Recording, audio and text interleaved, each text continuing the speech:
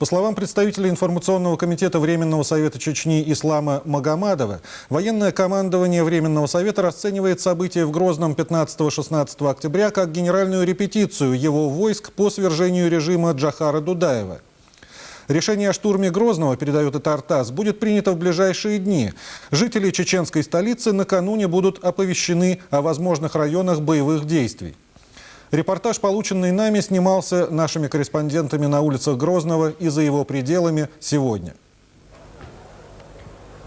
Ситуация вооруженного противостояния в Чечне последние 2 дня после субботней атаки войск Временного совета на Грозный отличалась практически полным отсутствием с обеих сторон попыток предпринять какие-либо активные действия.